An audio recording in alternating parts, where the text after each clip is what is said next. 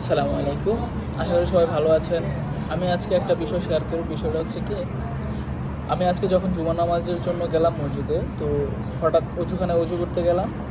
তো অজু করতে গিয়ে দেখলাম, দূর থেকে দেখলাম যে একটা ছোট বাচ্চা অজু করতেছে, বলতে পানি নিয়ে দুষ্টুমি করতেছে এরকম। তো আমি কাছে গেলাম, কাছে গিয়ে দেখলাম যে না, সে অজু করতেছে। বয়স বেশি হবে না, সর্বোচ্চ 4 থেকে 5 বছর হবে।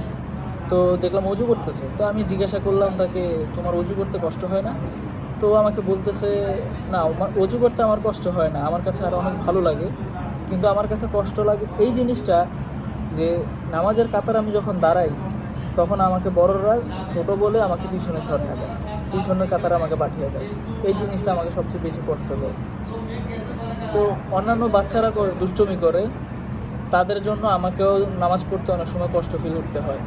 ঠিক আছে, তো এই বিষয়টা আমি আসলে যখন শুনি, আমার নিজের কাছেই অবাক হয়ে যায়। আসলে এইটুকু বাচ্চা এরকম একটা এতটা ম্যাচুরিটি তার ভিতরে, এত ছোট্ট বয়সে, যে মসজিদে গিয়ে অন্যান্য বাচ্চারা দুষ্টমি করে, দেখা গেছে সে বলতেছে তার নিজেরও অনেক সময় তাদের কারণে নামাজে সমস্যা হয় বা নামাজ পড়তে ডিস্টার্ব ফিল করে সে।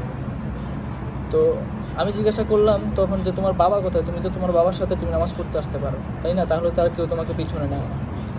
তো ও ওই সময়টাতে আমাকে যে অ্যান্সারটা দিছে, আমি আসলে প্রস্তুত ছিলাম ওই রকম একটা অ্যান্সার সে দিবে আর কি।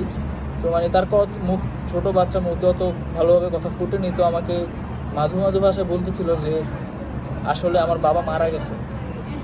ঠিক আছে, তো আমার বাবা মারা গেছে। প্রতিবেলা যখন আজান দেয় মসজিদে, তখন আমার মা আমাকে মসজিদের নামাজ পড়ার জন্য পাঠিয়ে দেন। আর আমাকে এইটা বলে দিছেন যে নামাজ পড়ে বেশি বেশি বাবার জন্য দোয়া করতে, তাহলে খুব সুন্দর একটা জায়গায় আমার বাবার সাথে আমার দেখা হবে। ওই জন্য আমি প্রতি ওয়াক্ত নামাজের সময় মসজিদে চলে আসি আমার নামাজ পড়ার জন্য। তো আসলে একটা কথা চিন্তা করেন যে 4 থেকে 5 বছর একটা বাচ্চার বয়স, ওইটুকু বয়সে সে নামাজ পড়ে তার বাবার জন্য দোয়া করে প্রত্যেকটা ওয়াক্ত নামাজে। এইরকম একটা বাচ্চা ছোট থেকে আসলে এই পারিবারিক শিক্ষাটা কতটা ইম্পর্ট্যান্ট আমরা মনে করি। তো আমি ওই সময় আল্লাহর কাছে নামাজ পড়ে এইটুকুই দোয়া করি যে আসলে এইটুকু একটা বাচ্চার ভিতরে এতটুকু জ্ঞান আল্লাহ তাআলা তার ভিতরে দিছে, যে সে তার বাবার জন্য এইরকম দোয়া করে নামাজ পড়ে এবং তার মার কথা সব কিছু সে পালন করে। তো আমি সেই মহিষীর জন্য অনেক দোয়া করি আল্লাহর কাছে, যে এত ফুটফুটে এবং সুন্দর পবিত্র একটা শিশুর জন্ম দিয়েছেন এবং সুন্দরভাবে তাকে গড়ে তোলার চেষ্টা করতেছেন। আমার লাখো কোটি সালাম তার প্রতি।